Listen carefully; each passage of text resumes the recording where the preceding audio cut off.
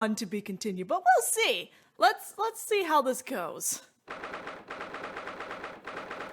19th of February, 2:38 p.m., Briar Road. It looks as though the police are still here, carrying on their investigation. Perfect. So let's find Inspector Gregson as quickly as possible. Yes, and let's see if he'll take a break from his chips to look at that silver tip Iris gave us for him. Silver tip. Actually, I want to look at it. Can I look at this thing? Thank you. Look at this handwriting. That's so cute. Tell the gentleman in black whatever he wants to know. I trust that won't be a... I can actually read it. Okay, hold on a second. I need to turn on the air.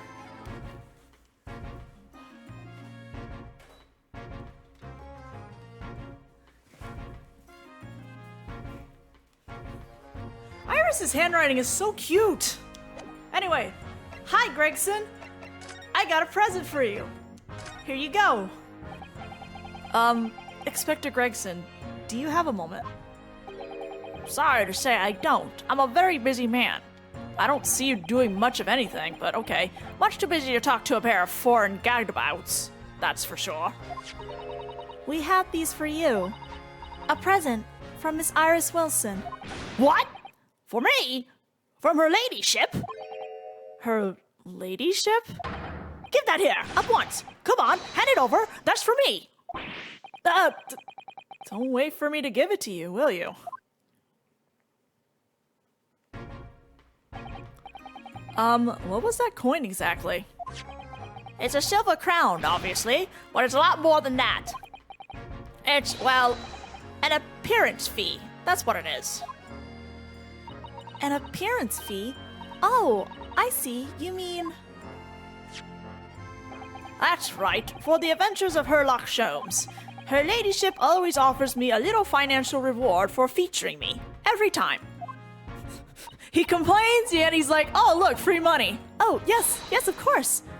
I know all about your exploits, Inspector. I read them avidly. Of course, her using my name without my say-so does make me the butt of a lot of unpleasant jokes, but still. I'm sorry, Inspector. That must be difficult for you. Never you mind that. So, what do you want to know then, eh? Sorry? Tell the gentleman in black whatever he wants to know. I trust that won't be a problem, it says.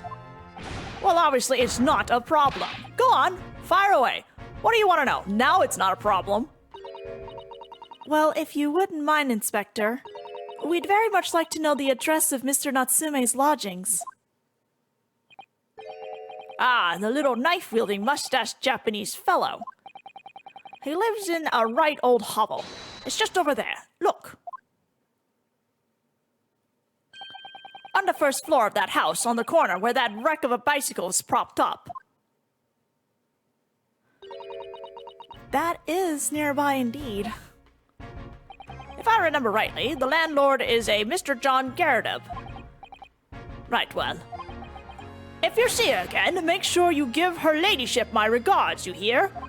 Yeah, what did that bicycle throw? Wait, no, I think one of the Rants magazine episodes actually explained what happened to the bicycle. I mean it. You tell her that Gregson sends his very best wishes.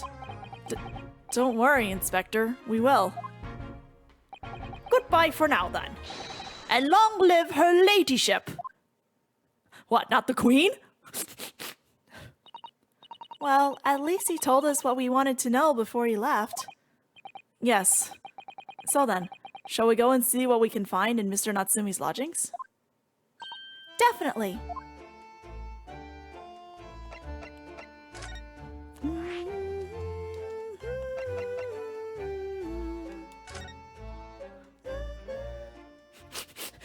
In Gregson's mind, Iris is the queen. 19th of February, Mr. Natsume's lodgings. Oh boy, it's these two. The sun and the moon. May I help you? Yes. Would this be the residence of Mr. John Garrideb? Indeed it would, sir. And who, may I say, is calling? My name is Ryunosuke Naruhodo. Mr. Naruhodo is representing Mr. Soseki Natsume. I believe he takes lodgings here. Oh. We would very much like to ask him some questions about our client. What is that expression she makes? One moment, please. I shall convey the message to Mr. Garadev. Did you see that, Miss Sasato? That was a real-life English maid. I know. As I understand it, anyone of standing in English society employs a number of household staff. But that was the first time I've ever seen one in the flesh. Oh, this day keeps getting better. Certainly feels like we really arrived now, doesn't it? We need only to meet a butler, and the experience will be complete. Well, I'm not sure if I go that far, but I understand the sentiment. Thank you for waiting. Mr. Garadev will see you now. This way. The sun and the moon are here. Can I... Well, okay, I guess we'll examine everything first. That's a full-size cannon. What's it doing in here? Oh my. It's real. I thought it might be a replica. That old thing? Bah. That's little more than a toy. Sorry? The army was selling it off when I retired, so I decided to give it a new home. Never know when the enemy might attack next. Jolly useful to have a cannon about the house. Okay. Really? Isn't it overkill? Be prepared, I always say. You never know what this twisted world is going to throw at you next, boy. Do you think there may be trouble brewing, Mr. Garadev? Always is. Take Joan here. Never fails to have a clean apron in reserve. Dries them over the barrel, you see. They dry very well on the cannon there, Joan tells me. Which rather proves my point, I feel.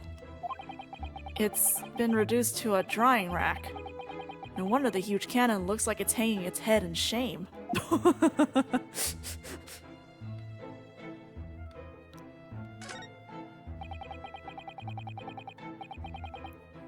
I notice you have a pile of books here, Mr. Garadev. Do you enjoy reading?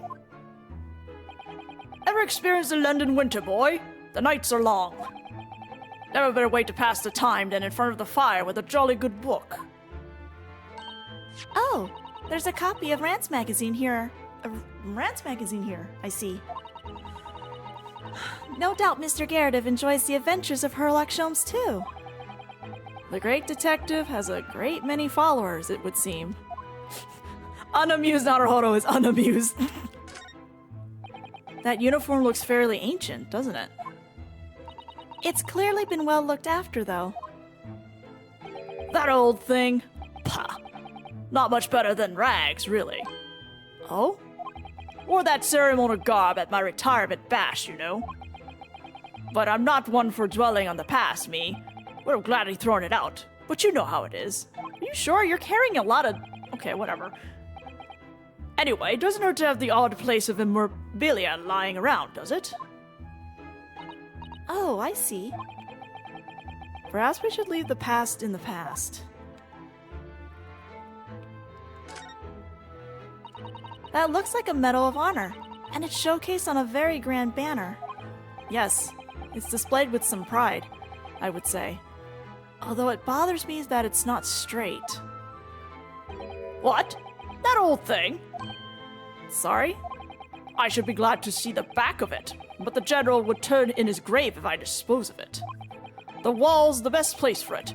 Keeps the bally thing out of my way. So it's just been polished to shine by accident, I suppose? There appears to be an inscription on the medal itself. Look. Let me see. It says, "For distinguished participation." A participation award. Sounds like the kind of honors even I could be in line for. No. Well, one doesn't like to blow one's own trumpet, but I was given that for my time in the army. Can't measure an officer by the number of medals to his name, of course. Common knowledge in military circles. It's basically like getting an award saying you tried. You didn't think... That portrait of Mr. Garrett is glaring at me, I swear. It's in HD, too! Have you noticed that all the little frames contain photographic prints of Mr. Garrett as well? Yes, and there seems to be a statue of a lion on the mantelpiece as well. I sure did meet Moonboy and Sungirl. Ah, yes, seems to come back from the local pawnbroker with that little trinket. Seem to come back? What do you mean? The chap who runs the place is a bally wizard. Went in to sell something and came out with that thing. Let's hunt for clues. In point of fact, now I think about it, I rather often find myself leaving the place with something I don't need. The lion ornament certainly does seem surplus to requirements. Susato-san doesn't pull her punches. Or her throws, for that matter. Look at the enormous screen! It must have been put there deliberately, surely. Yes, it certainly seems like someone's trying to hide something from view. What could be behind it, I wonder? I'm going to have a very quick look. Just a little peek. Ahem, ahem. Maybe let's not, Miss Susato. I think the maid is going to head us off with a cup of tea. Ahem, ahem.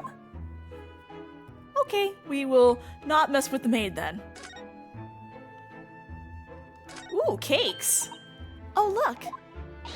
What a wonderful collection of cakes lined up on that gleaming silver cake stand.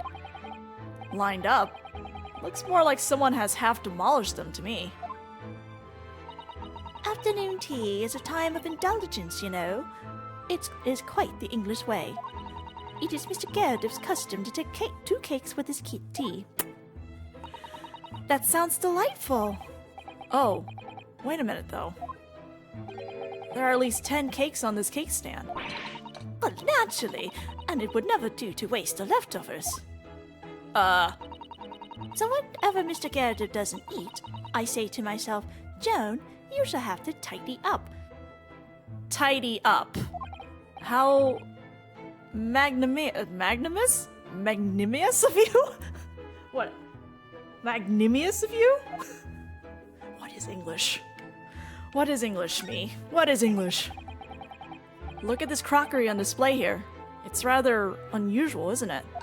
Oh my! A genuine London dresser! Isn't it delightful? Although the shelves seem to be broken and the crockery is... Oh dear, it's in pieces.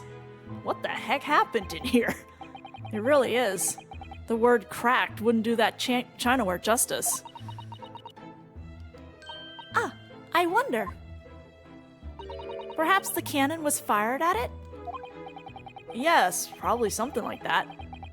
But let's not delve too deeply there. Also, if a cannon fired into that wall, there would be a hole.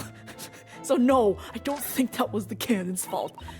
This old candle holder looks a little out of place here, wouldn't you say? Yes, you're right. It's clearly supposed to be gold, but it's almost completely black for some reason. That old thing? Yes. Just a cheap piece of ironmongery. Gimcrack, really. Oh. Used it when I was studying, don't you know? For my commission. Canonical. I know it's old, hardly worth hanging on to, really, but, well, still has its uses sometimes. Of course. Does everything in this room have some elaborate story behind it?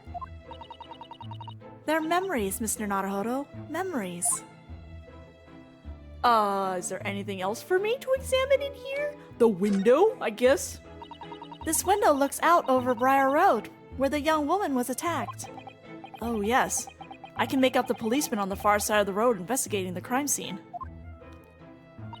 The glass is rather murky, isn't it? You can't see very clearly. Does this thing open at all? I wonder. I shouldn't underestimate the bitterness of a London's winter, sir. Sorry?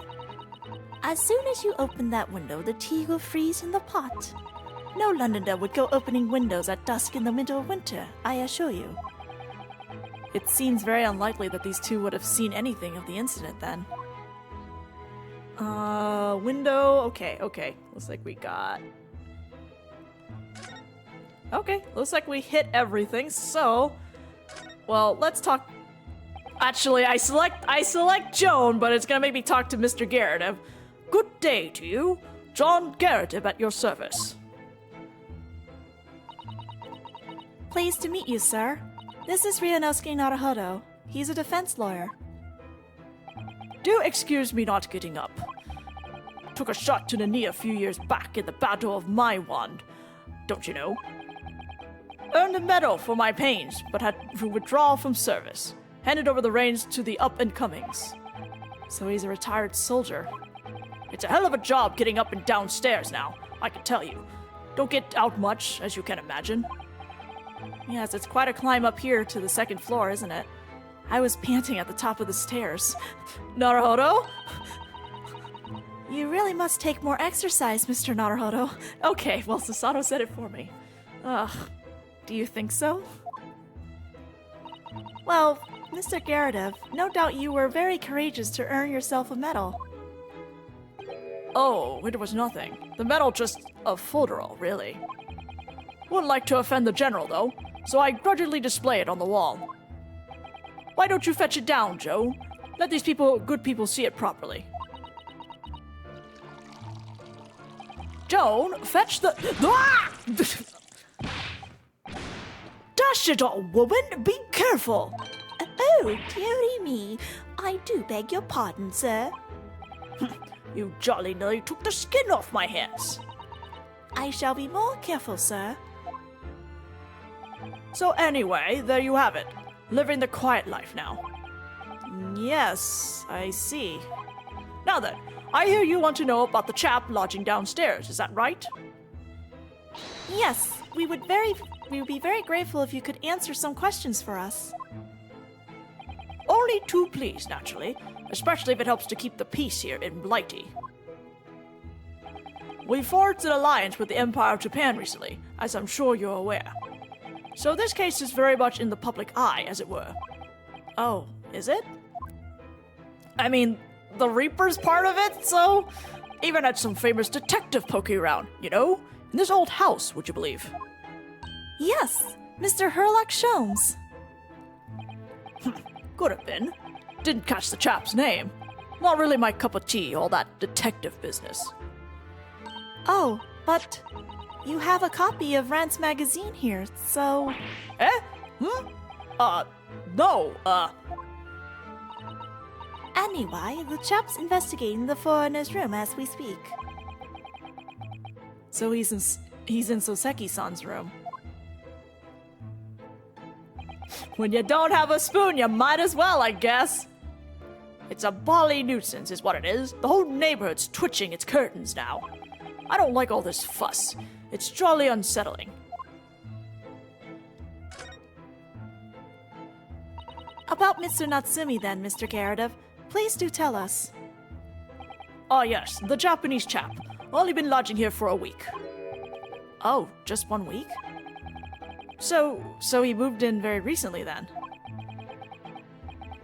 I have two lodgers most of the time. One on the ground floor and one just below us. The first floor room became available a week ago, you see, and there've been... Ah! Dash it, oh, Joan! Do be careful! Oh my goodness! I'm terribly sorry, sir. What is going... If you want to know my opinion, I thought he was a shady sort from the moment I set eyes on him. What, because he's foreign? Oh, why? He seemed to have a most nervous disposition, always shaking and looking over his shoulder. The man had shady written across his sweat-soaked brow, if you ask me. I said to myself, Joan, that man is trouble. Sooner or later he's going to do something untoward. And I'm rarely wrong about anything. We won't be calling this maid as a witness, that's for sure. Was there anything else that struck you as suspicious about the man at all? That expression she makes when she's surprised. Oh, yes. Yes, indeed, there was. And she's dying to tell us.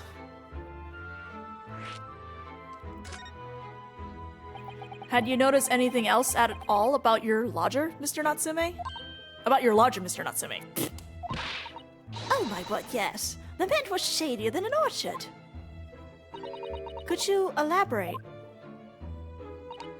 Well, take the man's room. Absolutely stuffed full of books it is. More than anyone could ever read. And he never so much as passes the time of day with another living soul. I haven't seen a single visitor call. He just trots off to that old bookshop every single day and comes back at 5 to light the gas fire. And the funny little man is up long past the time everyone else in the house has gone to bed too. Oh, I see. The gentleman on the ground floor goes to bed at around 9 each night. But I've never known that Japanese fellow to retire any earlier than 2 in the morning. Ah. Could you clarify something, I wonder? What, pray? How do you know so much about Mr. Natsume's routine? That's kind of sus. Oh! I mean, I guess she's a maid, so I guess she would have a schedule. I don't know. I understood that neither of the lodgers lived on this floor of the house. Is that correct? That's right, yes. They're both below us, on the first floor and street level. Then, how is it that you know so much about the lives of your lodgers? The precise times that they come back in the evening, for example. Even the times they go to bed.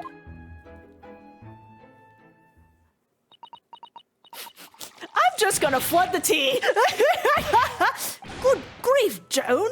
Be more careful, woman! Oh my goodness, sir! I'm terribly sorry, sir. Something doesn't add up here. No response, spills the tea. It seems that the incident took place at around 5 in the evening.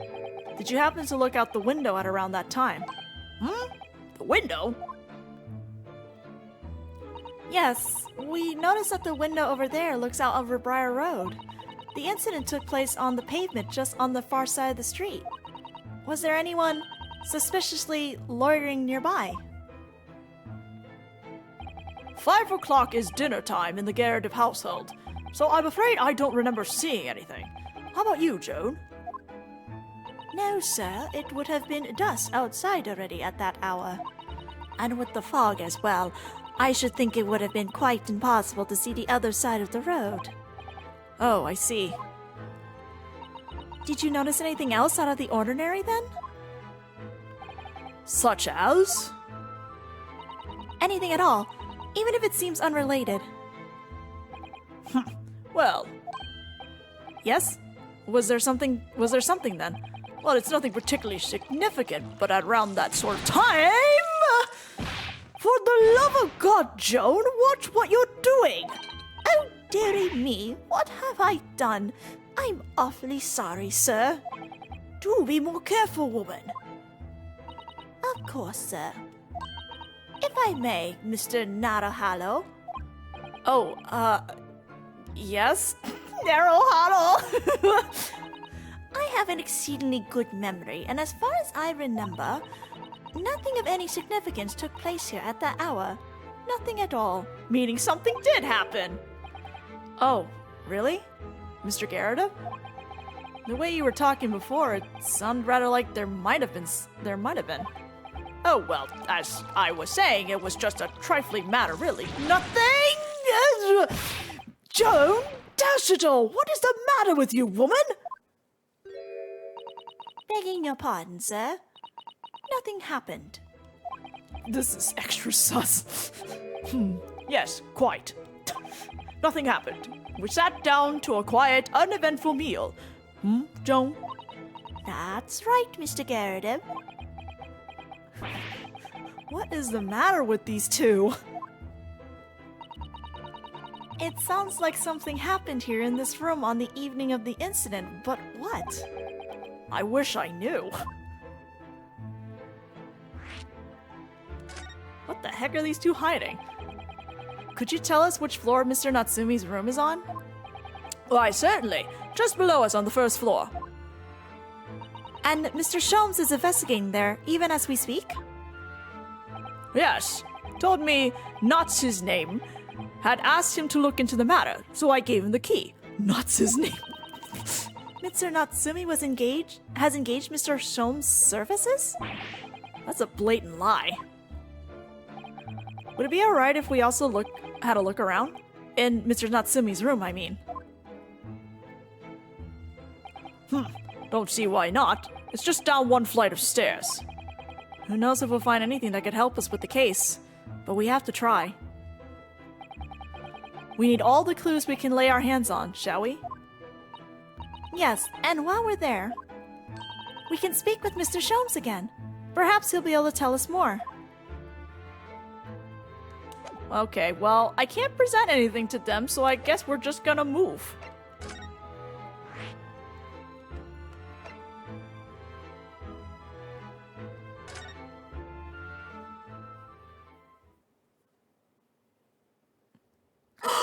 There's a cat!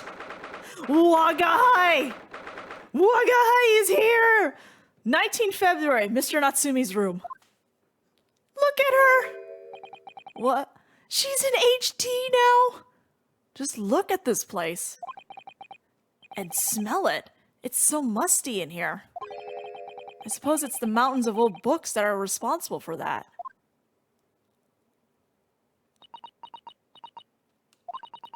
I don't think I've ever seen so many books in all my life. Window taxes! No, me neither. It's so dark in here, too. I'm not even joking! Window taxes! Is that the window over there? One of the Rents magazine episodes actually it talks about the different taxes in England, and one of them is the window tax. Well, it was the window, I think. Yes, once upon a time. But for some reason, it's been closed up with bricks and mortar. So this is where Mr. Natsumi lives. It's a relic of an old time, basically. Like, they never took the time to just remove the window, like, bring the window back. By the way, I haven't spotted Mr. Sholmes anywhere, have you? No, that's true, but according to what Mr. Garrett have told us, the great detective should be around here somewhere investigating. Yeah, if we just look to our right, but first... Oh, look! It's a beckoning cat from home! It's a bit big and bulky, isn't it? Surely Mr. Natsumi didn't bring that Maneki Neko all the way from Japan with him. I got that right. I hardly think you're in a position to comment, Mr. Naruhodo. You have a giant Daruma, don't you? Are you forgetting the enormous Daruma doll that you brought in your luggage? Yep, there we go. Well, it can be dangerous traveling abroad. I wanted a lucky charm. Well, I imagine Mr. Natsumi wanted the same, and this cat is sure to beckon good luck to him. It's not doing a very good job so far, is it? You mustn't say such things. I didn't say a word. Why are my eyes such a giveaway? Ah. Look at all those books stacked up there. He almost reached the ceiling. They're all works of English literature, and they all smell so musty. With this volume of books to hand, you'd never be short of reading material, would you? No. What a dreamy idea. A bad dream, maybe. For me, at least. Ryunosuke just dreams of stacks of books falling onto him. Mind you, I don't imagine the books that's at the bottom of the pile now will ever be read again. So reading is an experience that comes but once in a lifetime, just as the tea ceremony teaches us. I certainly didn't expect the conversation to turn down the path of tea ceremony philosophy.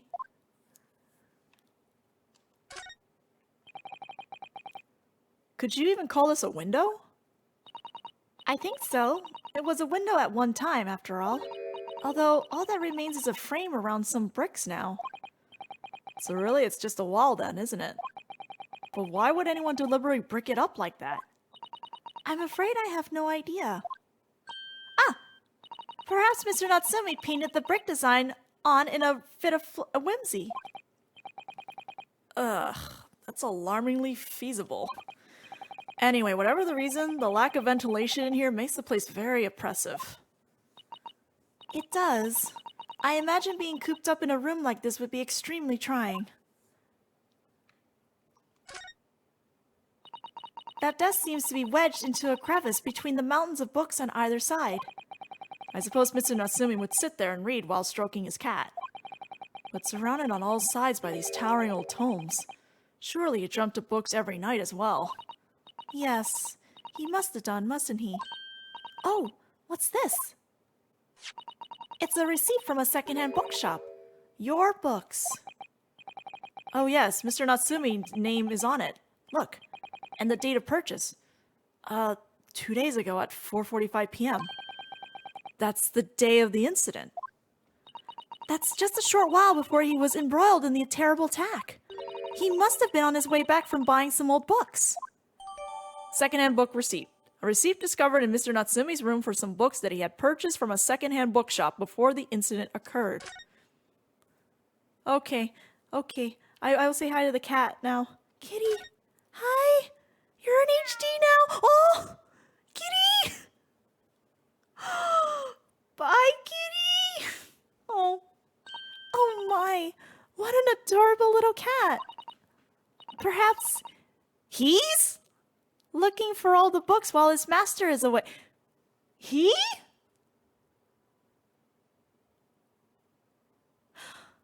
Waka is a she, last I checked. Wait, hold on. Maybe they all assumed that she was a he at first, and then I think during the post-credit, it turns out that the he was a she. Is that where they found out? Well, I think that's what it was. I don't know about that. He disappeared into that pile of books as quick as a flash. It was a tricolor Mike, wasn't it? Do they even have that sort of cat here in Great Britain?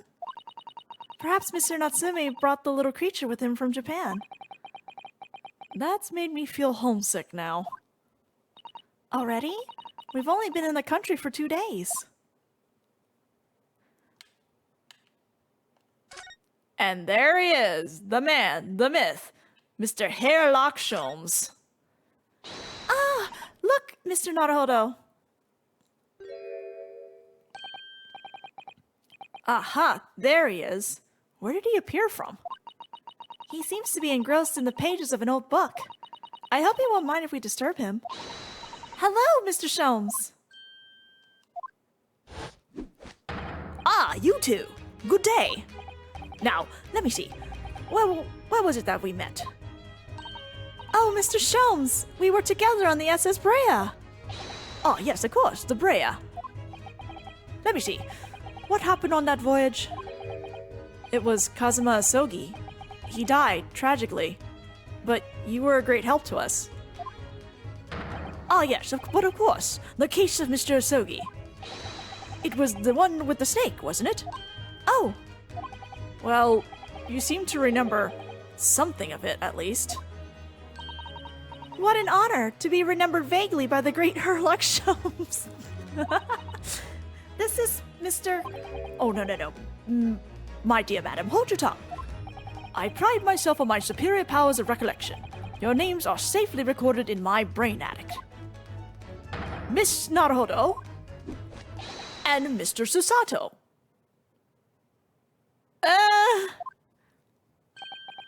Try the other way around, Mr. Sholmes. Oh, I lost the first round. Well, I'm glad he's taking it okay. Goodness. In truth, I had hoped to invite you both to my Baker Street suite the day we arrived in London. But some Scotland Yarders ambushed me at the railway station and whisked me away to a crime scene. It was an entirely trivial case, of course. I solved the matter in no more than 30 minutes. So they apprehended Soseki-san in that short an amount of time? I'm afraid the pursuance of a new case has dulled my recollection of my past involvements a little. A little? It is a mistake to think that one's brain attic has elastic walls and can distend to any extent. I do my best to forget useless facts, lest they should elbow out the useful ones. Yes, those are my own words of inimitable wisdom, you know, from an adventure entitled A Study in Scarlet. Please, there's no need to quote yourself. I don't always remember my pearls of wisdom, but fortunately my associate pens them beautifully. He means Iris, I suppose. Mr. Sholmes, we have some extremely important questions to ask you about the trivial case you just mentioned. Goodness, what an earnest expression. My dear madam, I should be only too pleased, and this murky room is an apt place to discuss the murky case. Well, first, can I present my armband? Mr. Naruhodo, please. Despite aspirations to the contrary, I am a professional. If I am to unleash my deductive powers on that trinket, I must ask for a sum of £3 in cash. Oh, I don't need you to make any deductions about it. I was just wondering if you might know... Mr. Naruhodo, as a professional, I insist that if I am to offer my opinion on that trinket, I must ask for a sum of £3 in cash. He's very insistent on that. I believe Mr. Sholmes has his eye on an expensive copy of the complete works of Shakespeare. Yes, to stand on the stage amid rapturous applause. It has long been a dream of mine, as you know. I literally had no idea.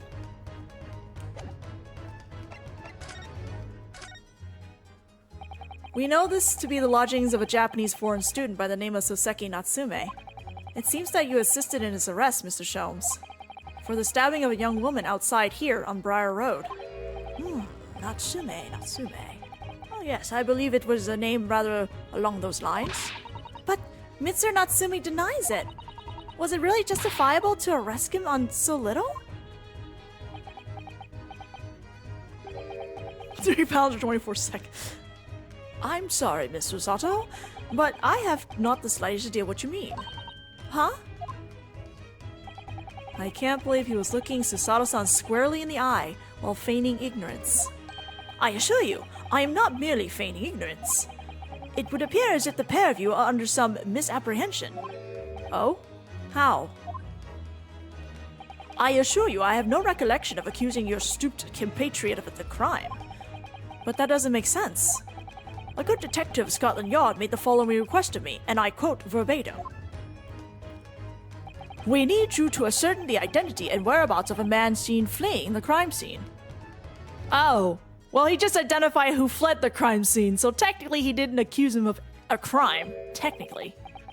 Of a technicality. A man seen fleeing.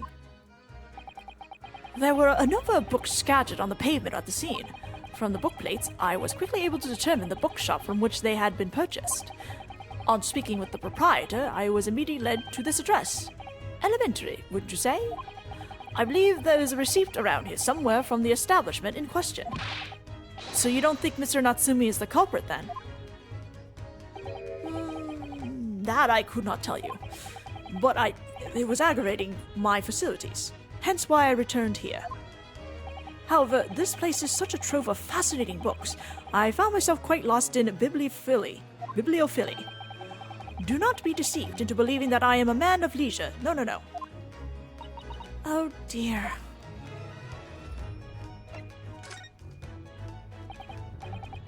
Tell me, have you encountered the landlord of these lodgings?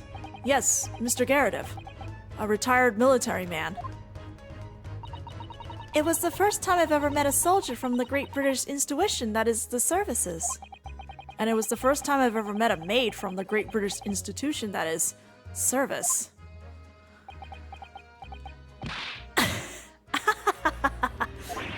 I didn't think it was that funny. I do apologize. As you may well be aware, many households in London employ a maid. Yes, I read as much in my Great Britain primer. And so, conversely, whether or not the household employs a maid has come to betoken the social standing of those dwelling therein. Betoken their social standing? Sorry? Put simply, my dear fellow, those who employ at least a single maid are considered middle class. Those who do not are beneath that. So, Holmes Sholmes and Iris are technically not middle class, is what I'm gathering. In the upper echelons of society, of course, households employed enough staff to constitute a large family. Goodness, how extraordinary. As you can appreciate, for those on the precarious boundary between the middle and lower classes, being able to afford just one maid is of the first importance. I had no idea. And it is for precisely that reason that I find great stimulation in the situation upstairs, specifically in the retired Army veteran, Mr. John Garadeb. Oh? Affable as he is, the fellow is hiding something. Whether or not it imposes on the circumstances of this case, I am as yet unable to ascertain. I'm thoroughly lost on what he means to say.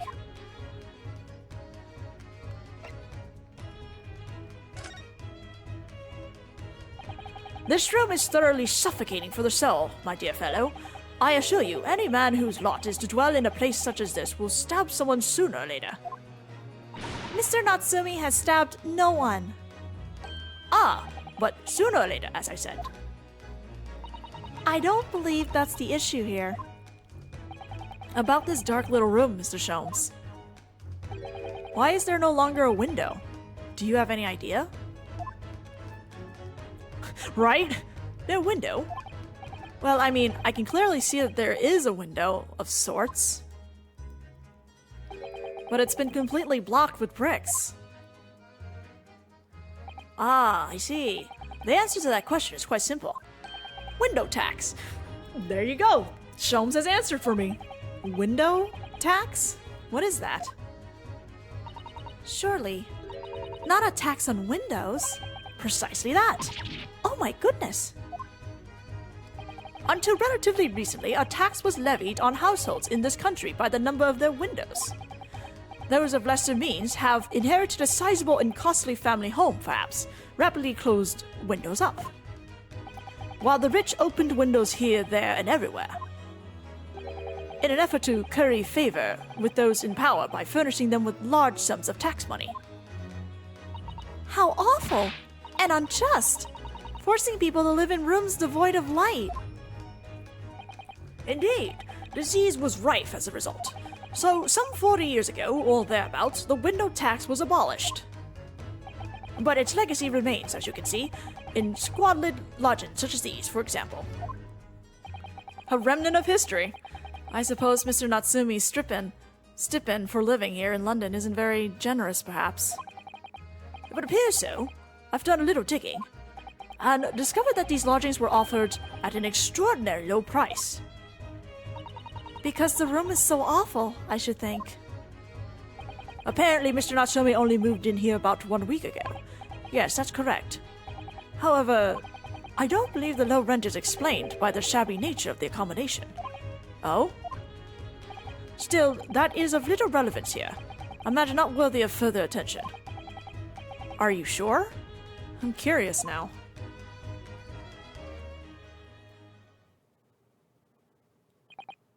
Well, I believe I've told you all I can now. Thank you, Mr. Sholmes. Ah, yes, Mr. Naruhodo. Was it not your intention to become a practitioner of law? You remember that, did you? Will you perhaps be offering your services in this very matter, I wonder? To the occupant of this room, Mr. Natsumi, was it? I'm not sure. Not sure? On what grounds? Well, I actually defended someone in court here only yesterday. Really? Well then, I congratulate you, sir, on an admission realized, and so promptly, too. The thing is, it's really made me question things. Am I right to believe in my clients? To trust in their innocence? Ah, yes, trust. Mr. Sholmes, Mr. Natsumi didn't do it, did he? My dear fellow, I haven't the first idea. Oh, but I thought that's why you were here. Didn't you come back to investigate? Ah, yes, that was indeed my initial intention. But there are simply too many fascinating books here. I couldn't possibly ignore them. Oh, I see. I love his priorities. Nevertheless, there are two facts that I can state quite unequivocally. The man who fled the scene of the crime 2 days ago was the Japanese occupant of this room, and there are witnesses who swear to have seen the same man commit the crime. That is all I can say. Ah, and one more thing. Oh, what is it, Mr. Sholmes? Tell us. I cannot say with any certainty whether or not it is of relevance to this case, but I am quite sure that the retired army man who owns this property is hiding something. Mr. Gerardov is... Mr. Sholmes said as much before, actually, didn't he?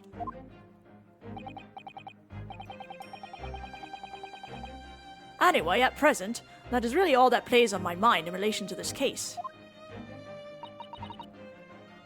Mr. Naruhodo. I guess it's because with the main line, especially with the later games, he has no reasons not to trust someone yet. But it's, I guess in a way, the game hasn't challenged his belief in trusting others as of late. As yet, our investigations have uncovered nothing that could help establish Mr. Natsumi's innocence. No, you're right. Perhaps it's time we probed a little deeper in Mr. Gerardov's secret. Just remember, I cannot be sure whether the landlord's secret will prove to be of relevance or not. But I wish you every success, of course, Mr. Naruhodo. Thanks, Sholmes. Goodbye. Huh. A busy man indeed. He's gone back to his books in the corner of the room. I'm gonna poke him again. Let's poke him one. Can I poke him again? Yeah, I can. Let's poke him again. Excuse me, Mr. Sholmes. Yes, so true. To be or not to be? That is indeed the question, Mr. Naruhodo. To be or not to be brushed off? That is the question. And the answer is all too clear. Let's leave Mr. Sholmes in peace, shall we? Well, you know, Dual Destinies and Spirit of Justice kind of, like, spiritually mentions Apollo Justice. Half the time they kind of forget Apollo Justice is a thing.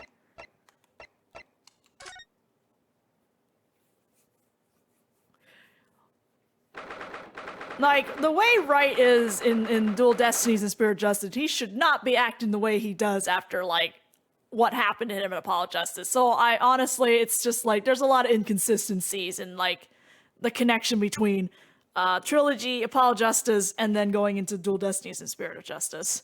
19th February, Mr. Gerardov's room. Ah, you pair again. Tell me, was the detective chap, oh, I forgot his name, still hard at work down there? Mr. Herlock Sholmes? Ah, yes, rings a vague bell. All that detective business isn't really my thing, I'm afraid. Well, Mr. Sholmes is in his element down there. It's kind of like they pulled... Dual Destiny Spirit of Justice kind of pulled Trilogy Phoenix Wrights, which small hints of Apollo Justice happened. Jolly good show. Another cup of tea, if you please, Joan. Now then, why don't you tell me what? For the umpteenth time, woman, will you watch where you're bolly well doing? I shall be serving dinner shortly, sir. Yes, of course. Frightfully rude of me, but I'm afraid I shall have to ask you to take your leave if you'd be so kind. Oh, yes, of course. We are deeply grateful for all your assistance. Not at all, not at all. Don't get much chance to talk with young foreigners like yourselves. It's been a pleasure. Best of luck and all that. Perhaps you could see yourselves out. According to Mr. Sholmes, Mr. Gerardov is hiding something, and since no other avenues of investigation seem open to us in the moment, perhaps we should do some digging. Yeah! How about we dig Mr. Sholmes' butt over here? Hello, sir! What are you doing? What's he doing over there? Mr. Sholmes! Aha! We meet again, my dear fellows. Well, he sure was quick to finish reading his books. Good gracious, when did you sneak in here? Herlock Sholmes, sir, at your service. Whatever were you doing over by the window? I am given to watching the evening sky as the sun sets, madam. Yet sadly, cheerful as the rooms downstairs undoubtedly is, it lacks an aperture for such observation. So I took the liberty of borrowing a small corner of space by the window up there.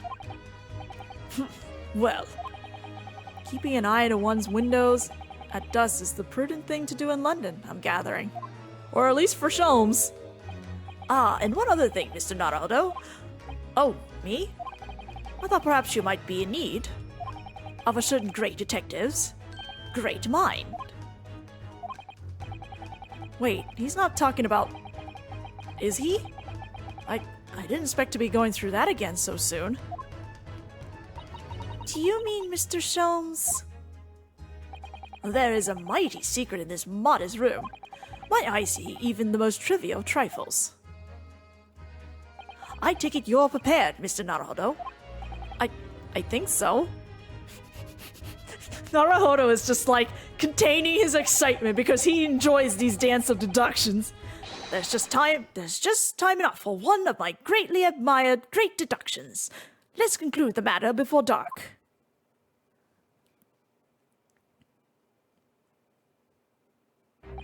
Mr. Garrett, though it would seem you are a military man of considerable distinguished services, you're standing as a landlord and most certainly not what one might call first-rate. Okay, thanks for dropping in. I'm afraid, sir, that it is all too clear to me. There are two conclusions I have been able to draw by careful observation of your living arrangements. I beg your pardon? The first is that even as we speak, you are concealing the presence of a ferocious beast in your care. Oh? And the second is that as a result of the beast's violent rampage, you have lost something very dear to you. Mr. Naruto, look! The old man's broken out in a cold sweat. Unbelievably, it seems Mr. Sholmes' conclusions are both spot on.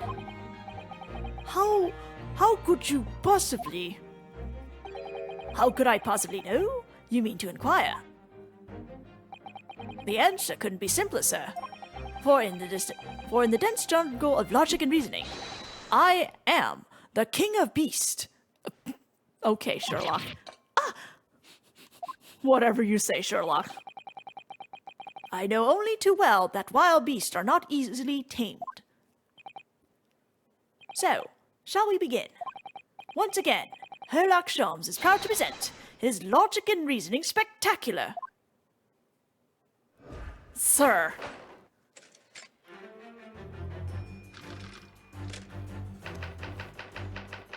Nature of the beast. God, I remember this dance was so ridiculous. It certainly shouldn't take a great detector to see. But the fearsome beast has been on a rampage of late within these four walls. Thus we are faced with the question, what form might this beast take?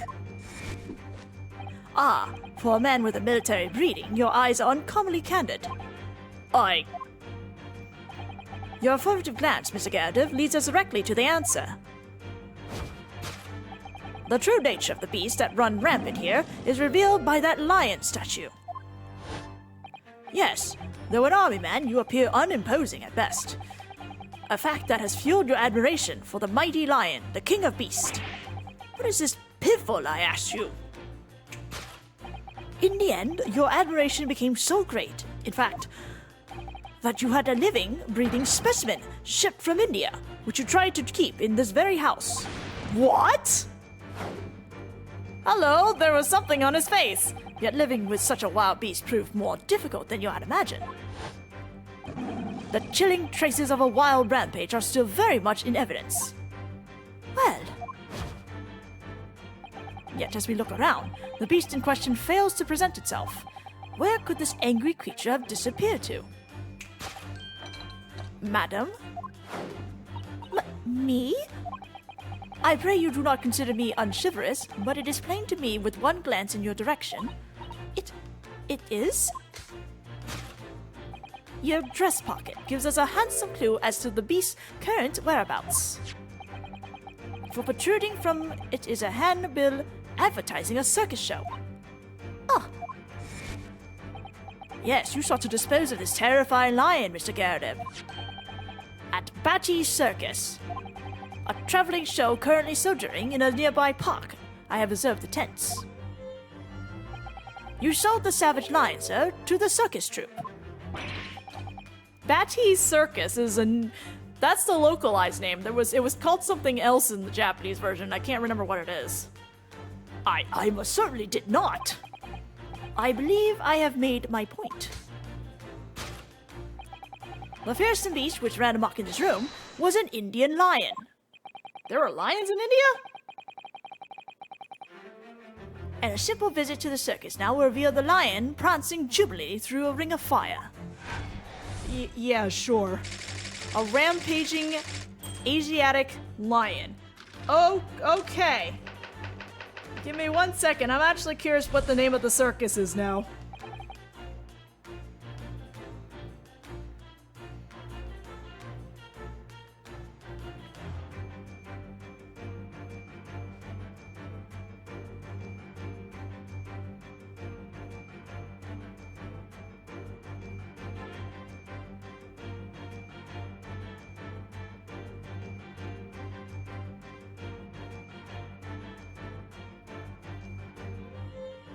Balinbor Circus is the name of what it was in Japanese. Now, Mr. Garrett, it is plainly clear that you still have deep feelings for this formidable beast. Indeed, in that brief pose, the distress this loss has caused you is verbally tangible. Your head weighs heavy on your shoulders, the pain you feel being revealed by that supporting arm. Amid fits of tears, you let your beloved beast go. The strain of losing something so dear to you is clearly visible in your visage. Nonsense, man! I simply... But what? We must now ask ourselves is the true cause of this pain. And we need only follow the direction of your gaze to find the answer. Yes, it is this pile of bills that has given rise to the pain you suffer. Every envelope contains another demand for payment. For cartloads of meat, potatoes, wheat, and tea. Indeed, feeding your beloved has had a devastating impact on the financial circumstances of your household. And so you had no choice but to let it go. Yes, well, Now, in a final fit of rage, the ferocious beast carried out one last unimaginable attack. Unimaginable? The aftermath of which can be clearly seen by observing the carpet over there. A very expensive woolen carpet, if I'm not mistaken. Oh, dearie me. What could have caused such a destructive outburst? This time, madam, I'm afraid it is you who has inadvertently revealed the truth to me. Your wandering eyes have settled upon the answer very neatly indeed. Yes, to explain the dire state of the carpet, we need only look at the Tower of Cakes. There is no creature more dangerous on this earth than a beast with an unsatiated appetite. Was it or was it not once said by a certain noblewoman, if they have no bread, let them eat cake? Food is at the heart of all tragedy. In fact, whatever do you mean? Having tired of the taste of cake, the beast began to stalk its next prey. I'm sure I need not spell out the nature of the final act of destruction carried out by the beast. There is only one logical conclusion. Worked into a frenzy by hunger, the lion attacked and ate the carpet. The teeth marks in the carpet are a perfect match with those of a lion I once saw in India. Carpet gnawed on by the starving lion. This poor lion. Thus concludes Herlock Sholmes' great deduction of this beastly puzzle. Please. Yeah, valid expression. Ah! What is the matter with you, Joan? You're pouring scalding hot tea all over me. Oh, I'm sorry, Mr. Gerardov. I'm afraid I didn't notice. My deductions can be startlingly sharp. It stands to reason that your cup runneth over. Indeed, my revelations can make people spill tears at times too. Oh. Mr. Sholmes, sorry to butt in again, but could I make an observation? Why, certainly, Mr. Naruto. What is it, again? Well, your deductions just now. Do you really think a lion could have fit inside a room of this size? Well, indeed, it is the only explanation for the facts. The terrifying truth all too often lies beyond the realms of common sense. But wouldn't it be an idea to consider what lies inside the realms of common sense as well? But if an uncaged lion had run amok in this very room, surely Mr. Gerardov and his maid would have been hurt, or worse. Ah, that's where you're stuck. No doubt the former military man held his own against the beast using the large cannon. I thought you said that they sold the lion to the circus. And what about the food? Meat and potatoes are one thing. But I don't believe I have ever heard of a lion that drinks tea.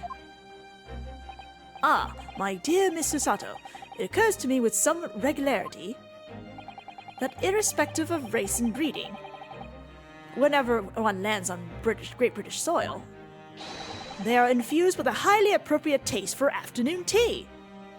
No. Oh, what a glorious notion. No. Well then, Mr. Naruto, it's your turn to shine again. I had a feeling that was coming. A sight massage. That's all Mr. Sholmes' deductions needs. You can do it. Excellent. I've been waiting for my trusty partner in deduction to step forward, Mr. Naruto. Oh, trusty partner. We don't even know yet whether or not this is going to help with Mr. Natsumi's case. Still, uncovering the truth is always worthwhile, whatever the motivation. He's excited. At least, that's what I want to believe. Oh, honey. Let's start again. From the beginning. Of Herlock Sholmes, logic and reasoning spectacular. Here we go again. Back to the top.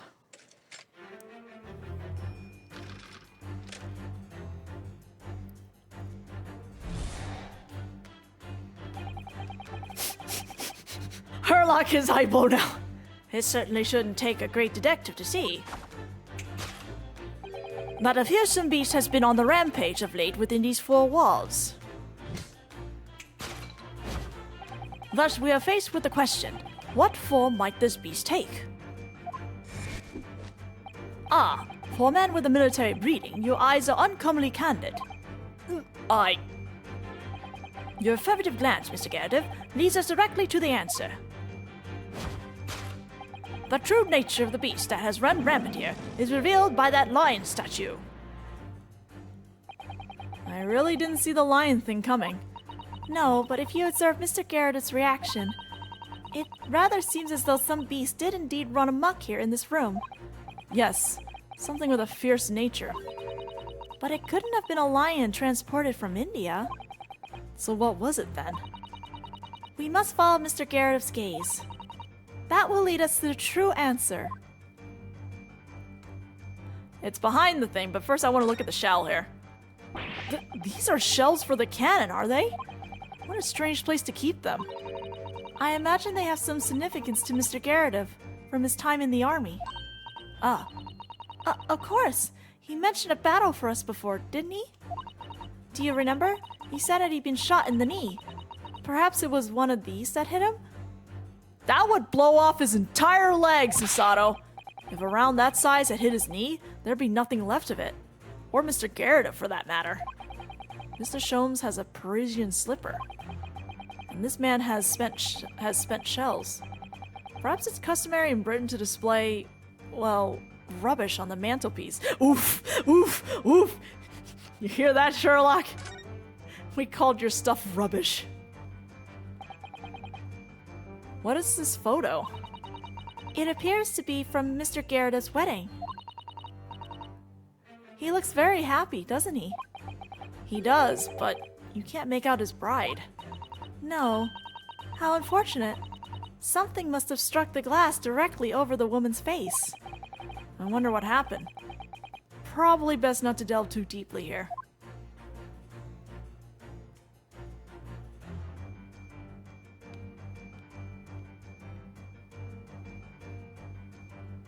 Do I present this? Take that! Okay. I was like looking for a text because nothing was hovering over me to present. The true nature of the beast that has run rampant here is revealed by the newlywed bride. Precisely, Mr. Naruhodo. No other explanation could possibly fit. Yes, this frame print pictures your wife, Mr. Garadev. And while we lament the fact that her face is obscured, we can still make out her mighty arms and note the considerable horsepower they must contain. What are these assumptions, you two? You two? Oh, Indeed. Surely any woman of such powerful constitution would be honored to be described as a beast. Okay, this is getting offensive. Honored might be stretching a point. Yeah. Too late. The fact remains that the beast, which so clearly savaged this room, was your wife, Mr. Garadev. Gah! The chilling traces of a wild rampage are still very much in evidence. Well. Yet, as we look around, the beast in question fails to present itself. Where could this angry creature have disappeared to? Madam? Me? I pray you do consider me unchivalrous, but it is plain to me with one glance in your direction. It is? Your dress pocket gives us a handsome clue as to the beast's current whereabouts. The poor, fragile, defenseless woman is beside herself. Well, I don't know about fragile. Oh, dear. Anyway, Mr. Sholmes is quite right. There's no sign of a Mrs. Garadev anywhere. But it seems there may be a clue as to her whereabouts. A clue that this maid is trying to hide. I wonder where Mr. Garrett's wife could be. Gee, I wonder indeed. Let's just,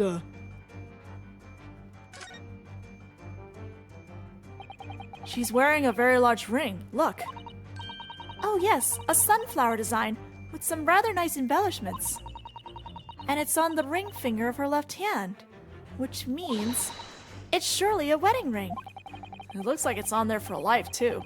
I can't imagine it would slide off a finger of that size. You guys! That's something to think, Mr. Naruhodo, not to say. Do you know Mr. Garrett's wife in the photograph had a ring very much like this one? It was a large sunflower design as well. Really? You have a great memory for these things. We just saw it like 2 seconds ago. A large sunflower wedding ring. It's quite a coincidence that they have the same ring, isn't it? What else could I check? Excuse me. Oh my god!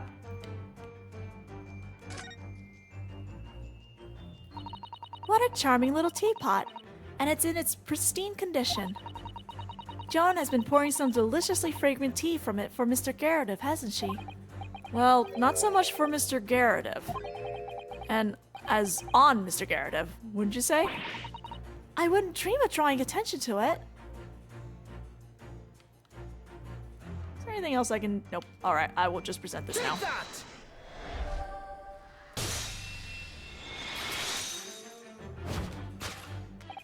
Your wedding ring gives us a handsome clue as to the beast's current whereabouts. Oh! That pulse. Indeed it does! That flowery band gleaming on your ring gives you away. For it is identical to the one shown on the hand of Mr. Garrett's bride in this photographic print. In other words, you are no ordinary household maid. No. You are Mr. Gerardev's lucky bride. You are Mrs. Geradev herself. Oh my word!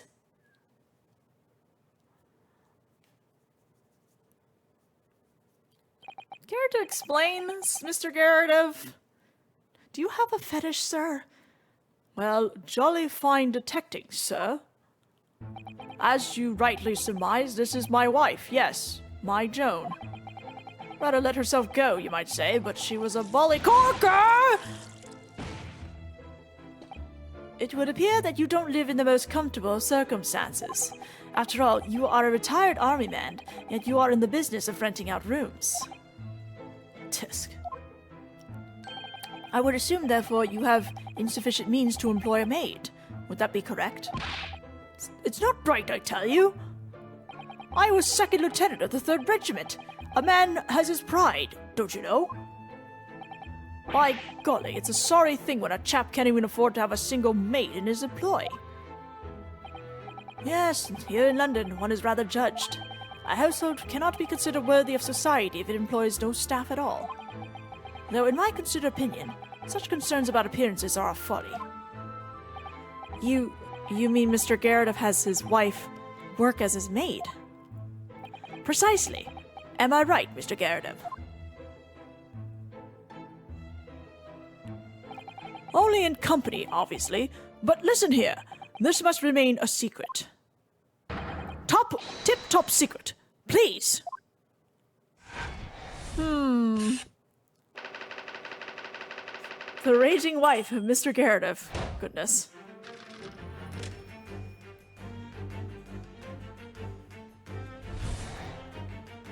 Now, Mr. Geradev, it is plainly clear that you still have deep feelings for this formidable beast. Indeed, in that blithe pose, the distress this loss has caused you is veritably tangible. Your head weighs heavy on your shoulders, the pain you feel being revealed by that supporting arm. Mr. Sholmes is quite something. He's still calling Mr. Geradev's wife a beast. Yes. As a woman, that feels rather uncomfortable. Same! But Mrs. Geradev is standing beside her husband as we speak. In other words, he hasn't lost his beloved at all, has he? Oh, how true. So perhaps that supporting arm that seems to be propping up his head has some other significance then. According to Mr. Sholmes, Mr. Geradev's pain is tangible, though. What could that pose of his really signify?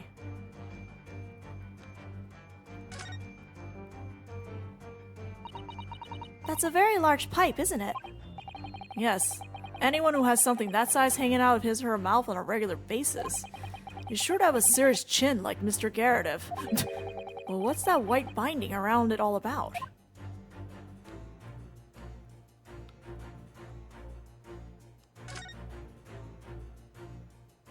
Oh my! Look at the bright red mark! Gosh, that's quite something. And clearly made by somebody's hand. Yes, Mr. Geradev has been slapped on the face, it seems. Hard. I've never seen such a clearly defined mark. Whoever could have done such a thing? Well, there's a very limited number of candidates, I'd say. Yeah. Take that!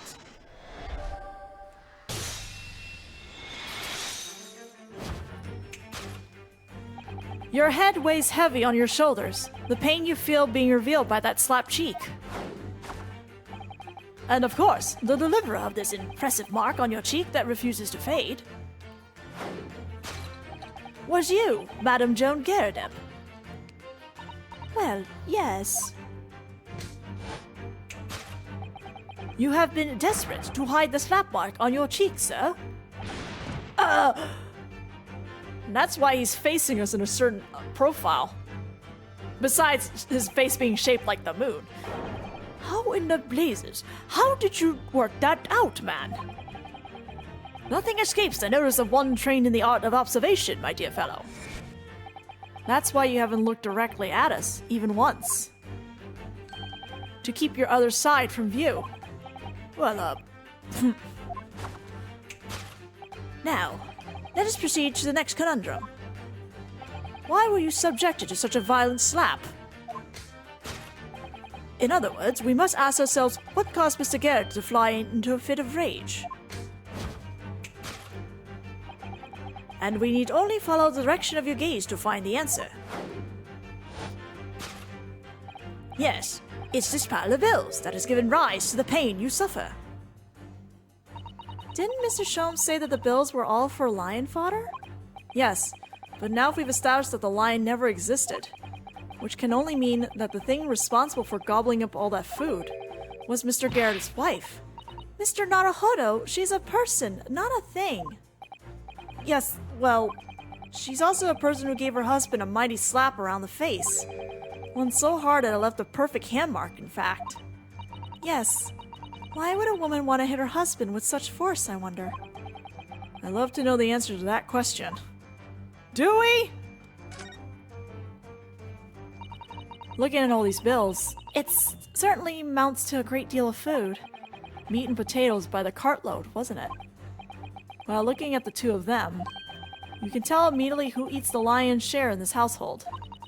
Well, at least we're no longer talking about an actual lion anymore. I wish we would stop talking about her weight.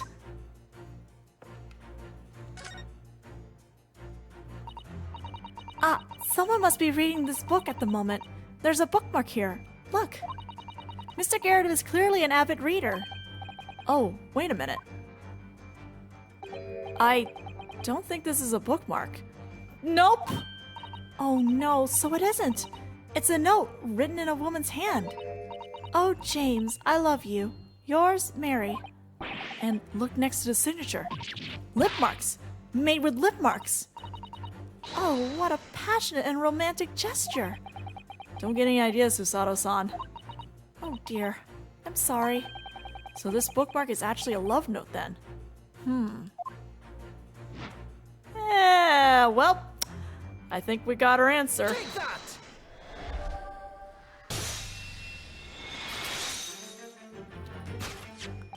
Yes, it is this love note that has given rise to the pain you suffer. Oh, James, I love you. Yours, Mary. Passionate indeed. Perhaps the sender of this note, a certain Miss Mary, is the fly in the ointment here. Ooh! Ouch! But I don't know the bully woman! You don't know her? That note wasn't written to me! It was just in the book! I don't know how it got there. I was gonna say, his name is John. It was just in there, you say? That's right, that's what I've been saying! Ugh. A likely story. Now listen here, Joan, old thing. I explained it at the time. I bought the book at the second-hand place, and the note must already have been in there. So, the previous owner of the books was using the notes as a bookmark, you mean? That's right, that's what I've been saying! A likely story. For heaven's sakes, woman, look at the name! It's written to James! My name, in case you've forgotten, is John! A likely story. You forget your husband's name! Are you questioning my name now? And there you have it. Arouse the suspicions of the female heart, and you unleash the beast with the most ferocious bite. Ugh. Now, in a final fit of rage, the ferocious beast carried out one last unimaginable attack. Unimaginable? The aftermath of which can clearly be seen by observing the carpet over there. A very expensive woolen carpet, if I'm not mistaken. Oh dearie me. What could have caused such a destructive outburst? Oh. This time, madam, I'm afraid it's you who has inadvertently revealed the truth to me. Your wondering eye has settled upon the answer very neatly indeed. Yes, to explain the dire state of the carpet, we need only look at the Tower of Cakes. What? No. But surely Mrs. Garrett didn't eat the carpet? No, of course not. But there doesn't seem to be any doubt that the state of disarray that this room is in is a result of her wild temper. No, that's true. So this is the last part of Mr. Shom's deduction that we need to fix. We need only to follow Mrs. Garrett of gaze, and that will tell us the real answer. Alright, let's see what we can see. Yes.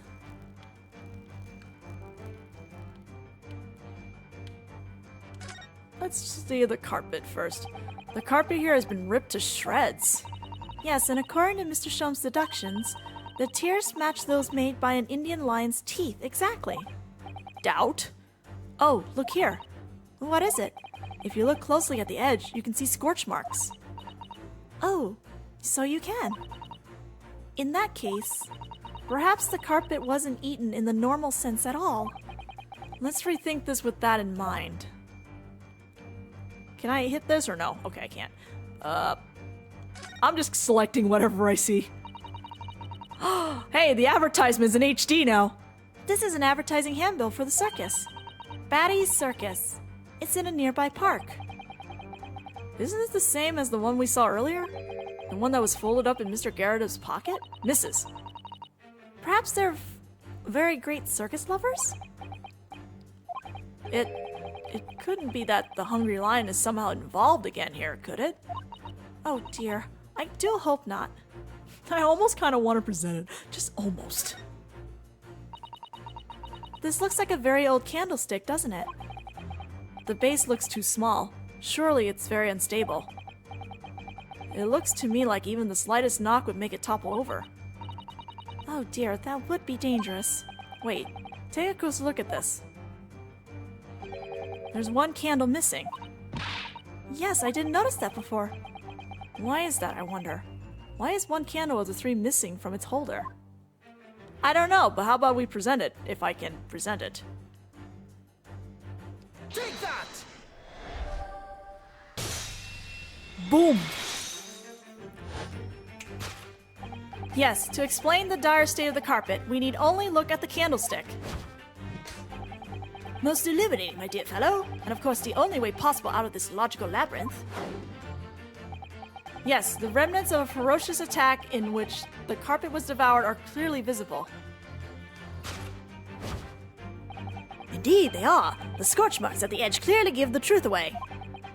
Scorch marks? It would appear that this room was the scene of a little martial altercation. Hello! Now you're fine! I mean, I'll be streaming again tonight, so it's fine. Mrs. Garrett's mighty arm muscles left an impression, not only on her husband's face, but on the entire room. The force of her strike caused a candle to fall from the holder. And in seconds, the carpet was alight, and the whole corner of the room in flames. They're very happy. Oh, yes, For the most ferocious beast in this world is either a violent lion nor a vengeful woman, but fire. And in this room, that ferocious beast bared its claws and ran amok. Eloquently put, my dear fellow. So you see, there is but one conclusion here.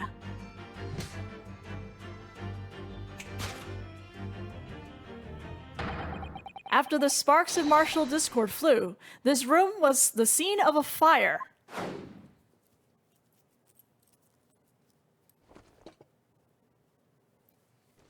The happy couple in HD.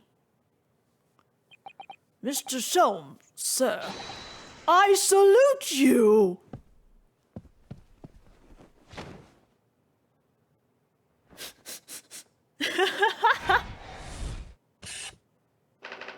Carpet scorched by a small fire.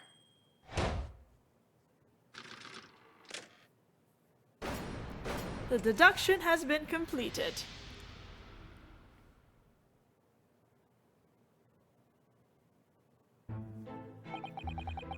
It's these dash long winter nights, you know. Nothing to do but to read in front of a fire. Luckily, there's a jolly good second-hand bookshop just around the corner. Buy all my old novels there. And in the pages of one particular novel, you discover some rather illicit material. For which your wife admonished you harshly, it seems. Admonish. Don't know about admonish, demolish might be rather closer to the mark. And beast is most certainly an apt description! Here we go again. And the carpet, was that destroyed by the fire when a candle fell on the floor? Afraid to say it was. Happened in the blink of an eye, you know? The whole place filled with smoke. Couldn't see a bally thing. I was caught between the old Styx rage and the raging flames. You paint a torrid picture, sir. One that would have been most entertaining. That's sympathy for you. Didn't take long for the fire to spread, of course. The bally furniture started going up as well. We've had to hide the mess behind the screen for the time being. Oh, over there, Mr. Garrett? Well, you have nothing more to hide now, if you allow me. Oh, really unfortunate. Had all my favorite old novels in that case. But as soon as the fire got a hold of them, that was it. Whoosh, up in smoke. Gosh. Then the wife started hurling things at me. What a terrible sight it must have been. There was I, back up against the window, under heavy enemy fire, incinerate books, incoming 10 to the dozen. Worst of it is, I lost my favorite book called The Lion's Pride. That is a rename because it's a Sherlock. A Lion's Pride. Ah yes, your notorious love of big cats coming through again. Yeah, A Lion's Pride is actually a rename of a certain book that is not, public use. I assure you, the title didn't influence my choice in the slightest. So the poor man really did lose something dear to him as a result of the ferocious beast rampage. Mr. Sholmes' deductions turn out to be correct once again. It can only be described as a great British wonder. I tell you, it was total carnage. Flames everywhere and the old stick in full fettle. Out of interest, what time of day was that? Not sure I can remember. It was 2 days ago now. Let's see, around 5 o'clock, I think. I know, me too, I do like the design choice. So at exactly the same time, as a terrifying incident was unfolding outside your window on the street below. Even more terrifying on the inside, I can assure you. The whole of Blighty could have been flattened outside my window at that moment, and I wouldn't have noticed a dash thing. Oh, really?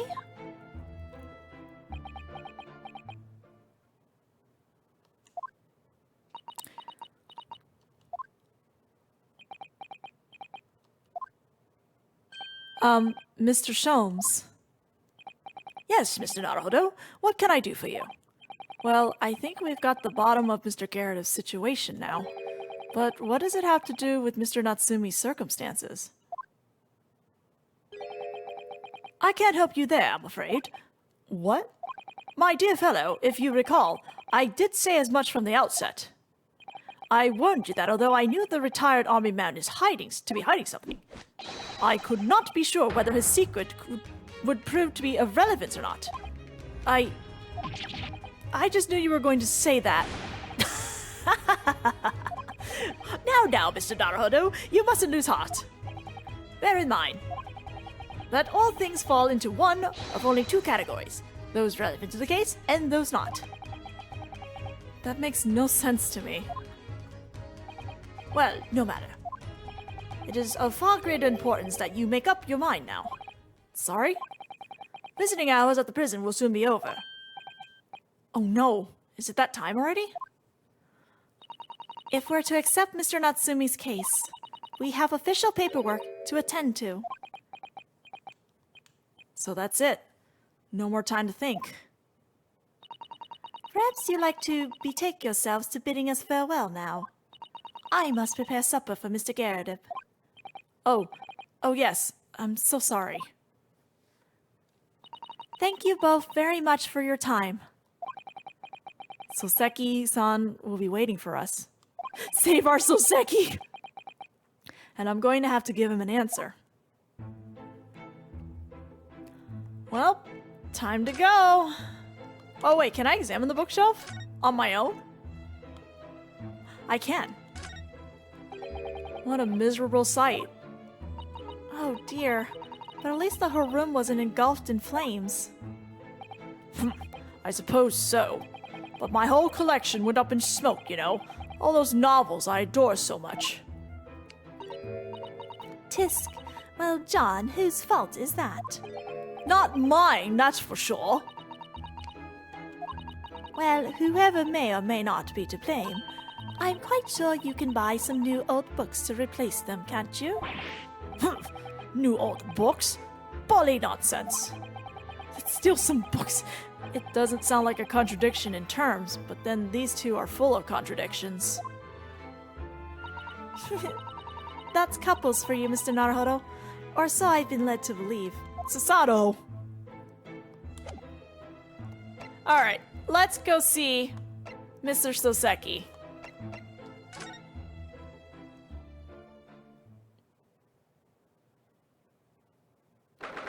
Oh, or not. We have to meet two certain interesting people.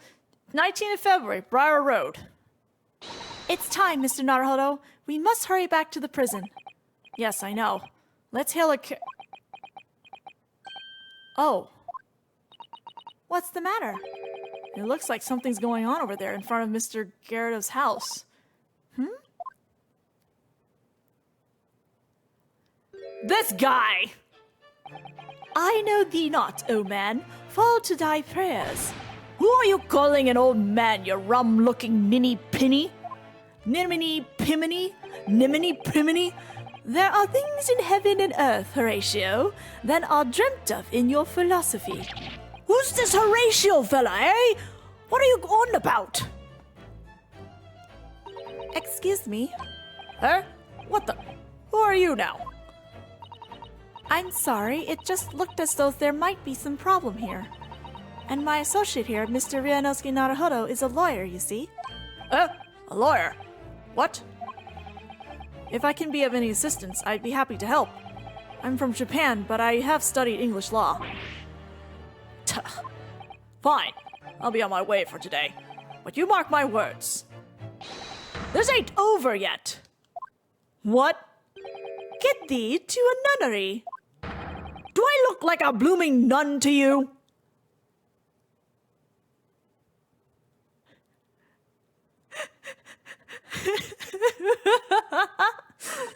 I do hope you're not injured. Oh, fair Eastern maiden, thou art so gentle. Thank you. What was that all about? There are more things in heaven and earth, Horatio, than are dreamt of in your philosophy. I'm not Horatio either. Forgive the inquiry, sir, but are you a lodger here, in the Garrett residence? Oh, fair Eastern maiden, thou art so right. Yes, I do dwell in this humble abode. Mr. Garrett mentioned that he had another lodger, didn't he? This must be the man. Do you happen to know the other lodger who lives on the first floor? Ah, yes, a gentleman named Natsume. Oh, more worthy a polemist in my battle of words never could there be. Sorry, battle, did you say? Who is the stronger, Hamlet or Macbeth? Mr. Natsume and I spare long into the night. I see. I don't fully understand, but it seems Mr. Natsume and this gentleman are acquaintances at least. So fair maiden, so good gentleman. I can tarry here no longer. Fare thee well. I don't really understand him, but I think he's returned to his room. It seems he's unaware of what's happened to Mr. Natsume, so he can't really help us. With Soseki-san and that man at Lodgers, the Garrett house is certainly full of eccentrics. Anyway, I'll go and find a carriage. Yes, I'm sure Mr. Natsume is eagerly awaiting our return. Let's hope we can get to the prison before visiting hours are over.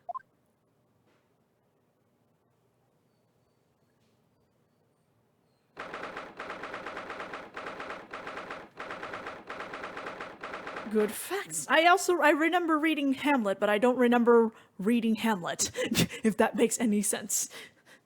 19th of February, 6:31 p.m. Local prison, cell 9.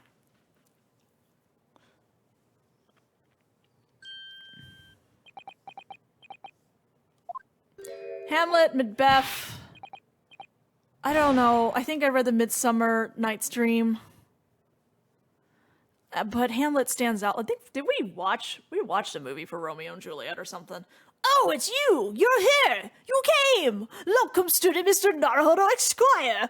I can't believe you came back! I'm so touched! Oh my god. We are so sorry to have kept you waiting, Mr. Natsume. Oh no, think nothing of it. Relax. I think you need to relax. If I were a cat, I would purr with pleasure at the company of such compatriots. Noble, nurturing, never falling Nipponese. Now, let's not get carried away. Oh, I quite agree. There is nothing more reassuring than the familiarity of one's native land. On the other hand, it is through friendship transcending international borders that one truly appreciates the fact. Such is my belief, at least. It's you! The miserable, rotten spy, Hairlock Sholmes! Mr. Sholmes, what are you doing here? I have no intention of doing anything, per se, save observing, of course. Whatever do you mean, Mr. Sholmes? Well, having encountered some curious reading material in that gloomful room, and having unmasked the secret identity of that eccentric pair, I decided I should drop in on my way home to see how our divested friend is faring. Gloomful room? At least your accommodation here offers a window, my dear fellow. In that sense, it is the superior option. Anyway, I must commend you on your taste in books. My day has been a delight and cost me not a penny. Ah, you! How dare you, Hairlock Sholmes! Ugh. I've had it. I'm through. I'm at the end of my rope. I should never have come to Great Britain. It was a terrible mistake. Haunted by spirits in those accursed lodgings. No doubt my luck will be cursed at tomorrow's trial as well. My whole life is damned. What are you thinking, Mr. Naruhodo? He mentioned that once before, didn't he? That his lodgings were cursed, I mean. And there is much truth in Mr. Mustache's words. What? Cursed is a wholly appropriate description, I would say, for the man's lodgings, and indeed for tomorrow's trial. What's that supposed to mean? Hello, Soseki. How are you doing? Also, cursed trial. Mr. Natsumi, what did you mean by what you said just now? About the trial tomorrow being cursed? Oh no, why are you looking so grave? You're making me nervous. I was just getting carried away, that's all. I didn't mean anything by it. Oh, I see. That's really agitated him. You don't mean the trial really is cursed somehow? I mean, the Reaper is prosecuting. Are you referring to the prosecutor? The Reaper of the Bailey? The Reaper? Oh no, what do you mean? Please, tell me, summarize it succinctly in 16 salient words. Ah, okay. So localization is copying what the original Japanese dialogue is. So, Scarlet Study changed this completely and had Natsumi ask Naruhodo to answer in a haiku, which I think is still extremely fitting, all things considered, because Soseki does write haiku, so that works. But in the original Japanese version, it was actually kind of a funny meta joke. It was making a joke about, like, how many characters you can put in a text box. So Soseki demanded Naruhodo to answer in the maximum amount of characters you can put in a text box. No defendant has ever survived a trial in which the Reaper stands for the prosecution. Ever.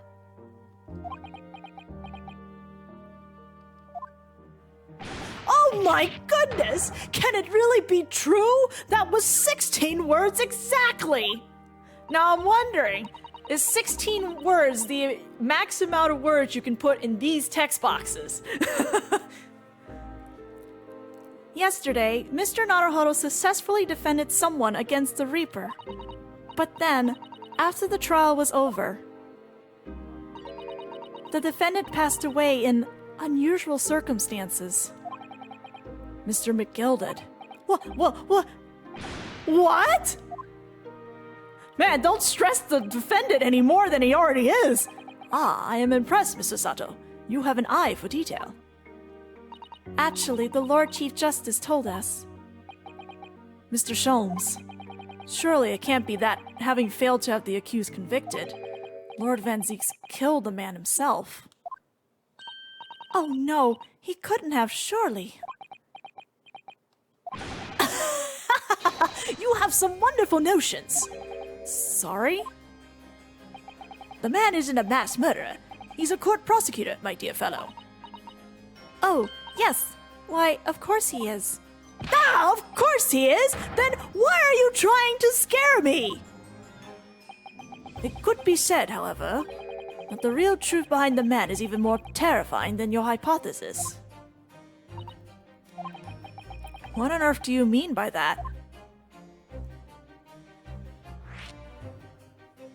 The Reaper.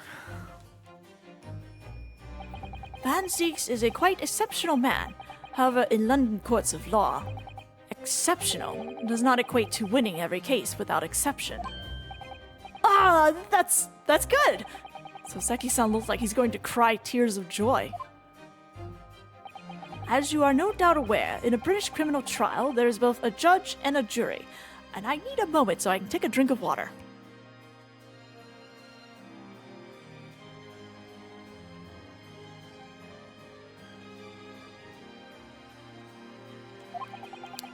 The judge officiates based on the letter of the law, whilst the jury offers public opinion and common sense. It is an excellent system, whereby the defendant's guilt is considered from several points of view. However, public opinion in particular is somewhat easily manipulated. Right. Criminals and corrupt lawyers, for that matter, can use it to their advantage. I am double hydrated. By any means at their disposal. Contriving evidence, calling imposters as witnesses, and so on. By such underhand means, those who would want to are able to sway the jury. Which means that even in the light of irrefutable evidence, the prosecution can fail. It's a funny twist with this game, is that it's not the defense that's in trouble, it's the prosecution side that usually ends up not winning. But it means the wrong verdict can be passed. Prosecution isn't winning by fair means, at least. And sadly, is from time to time, my dear madam. It is simply the reality of the situation. And that's alright? However, those indicted by Lord Van Zieks cannot escape justice. Their fate is sealed. Oh my! Though the adjudication may see them leave the courtroom with their freedom, within months they all disappear. It is most striking. Disappear? But how? By all manner of misfortune, sir. Perhaps they are trampled under a passing carriage. Perhaps they fall into the Thames and drown. The Thames. We just did this in Unwound Future, and I still can't pronounce the Thames. Perhaps they are suddenly overcome by a raging fever, or perhaps attacked by highwaymen. Oh, no. All examples of the reality of events here in London, I'm afraid, Mr. Naruhodo.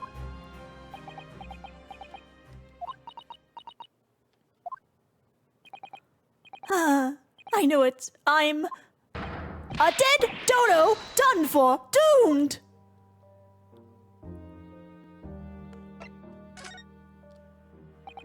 When you said accursed lodgings before, you were referring to your room at Mr. Garrett's house, I'm assuming. Do you mean to say you believe the place is cursed? It It's been a year now since I came to Great Britain, but I'd only been in London a week before I started to notice strange feelings in myself. That didn't take long then. Everywhere I looked, there were foreign faces staring at me, laughing behind my back. I was sure people were talking about me. I started to become nervous about going outside. They were always staring at me, all the time, from dawn to dusk. So I shut myself away in my room, but even that didn't help. The fear wouldn't go away. You must have been very lonely, having been away from your homeland for such a long time. I had to move a number of times, most recently to a room on Briar Road, a week ago now.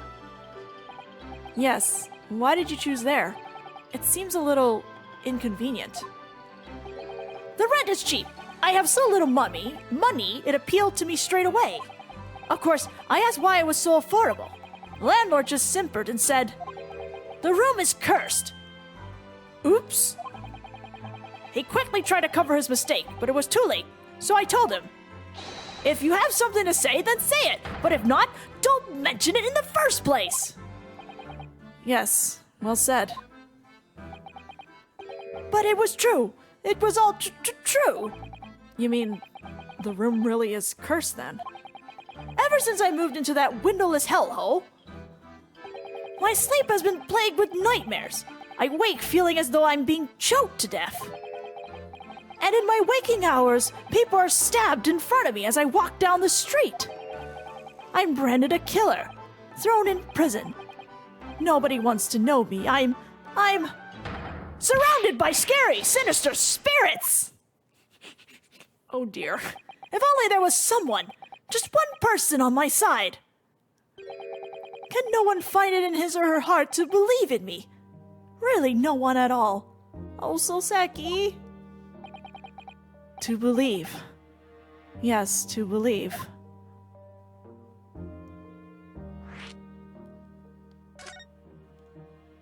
Mr. Sholmes.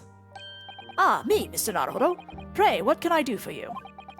It's about the case on the SS Brea, if you recall. The Brea. Ah, that case. The one with the snake. He really wants that snake. Well, yes. At that time, I was the suspect, but you believed in me and listened to my side of the story. And you helped us to investigate. I did I? Interesting. What I want to know is, why? Why did you believe me? I see, yes. You mean because you were a grimly dressed, shady Eastern fellow, found with the victim in a locked room. Well, if you like, yes. I'm a little surprised that the answer requires explanation, my dear fellow. It's quite simple, really. You said I didn't do it. But I could have been lying. Surely you must have had your doubts. You must have suspected me a little. I think perhaps you have misunderstood. I neither recall believing in you, nor in that which you were telling me. What? You see, the only thing I believe in are those I choose to believe in. What? What did you mean, Mr. Sholmes? I make up my own mind about what is to be believed and what is not. If I should like to believe in something, I do. The circumstances can hang as far as I am concerned. But I could have betrayed your trust. Well, in that case, I should have made an elementary error of judgment. Nothing more. Betrayal of trust is an overused excuse, in my opinion. Meaning? Whether or not one should trust another is, in the final analysis, down to oneself. It is a matter of whether or not one can trust oneself. Yes, he's right! He's right! Locum student Mr. Naruhodo Esquire! Freaking long title. Substitute exchange student Naruhodo Ryunosuke. Anyway, sorry. Whether or not I can believe myself.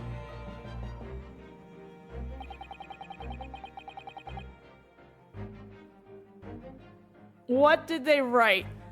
A defense lawyer is only as good as his faith in his client. And that comes down to how much faith he has in himself.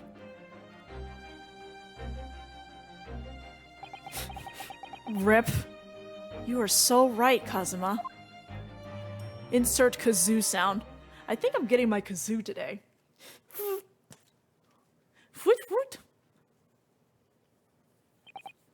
Well, my dear fellows, it is time we were leaving, I believe. Already? Visiting hours are over. The guard will be here shortly to escort us out. There is a restaurant near here that serves excellent trout. Would you care to join me?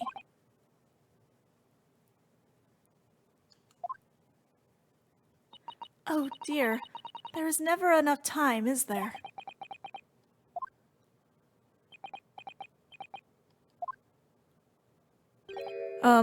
Mr. Natsume, if you'd like, in the trial tomorrow, I'd be happy to represent you.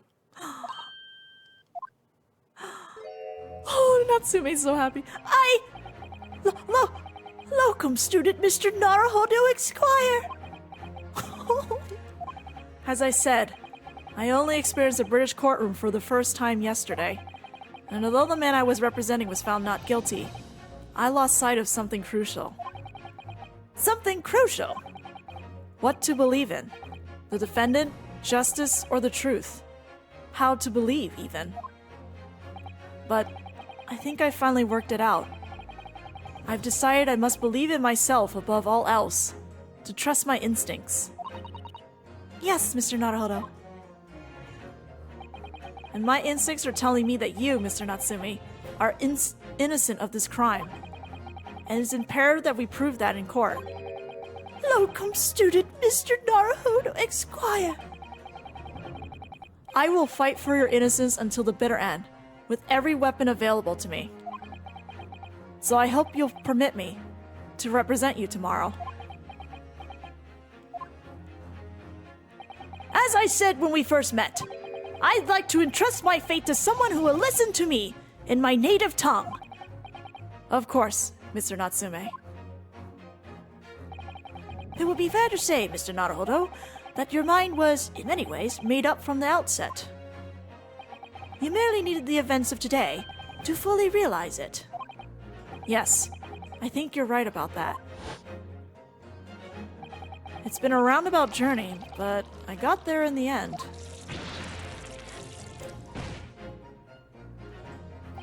Miss Susato. Yes? Would you be willing to stand by my side tomorrow and help me in court? Absolutely. As I said this morning, you may consider me your personal judicial assistant. Hey! The shocking events of yesterday's trial still weigh heavily on my mind. But it's time to stop looking backwards. Kazuma believed in me, and Mr. Shones believes in me now too. So it's time. Time that I learned to believe in myself. Soseki-san has no one. He's all alone. So it's my job to help him. To fight his corner. Tomorrow, in the courtroom, with all the strength I can muster. Let's go, Naruhodo. Let's go. To be continued! I think we're gonna have to stop there because I don't have enough time. I'm supposed to stream until 5 and that's an hour away. I don't want to have to keep streaming because I can't get to be continued. So I think we're gonna stop there and we'll come back to this at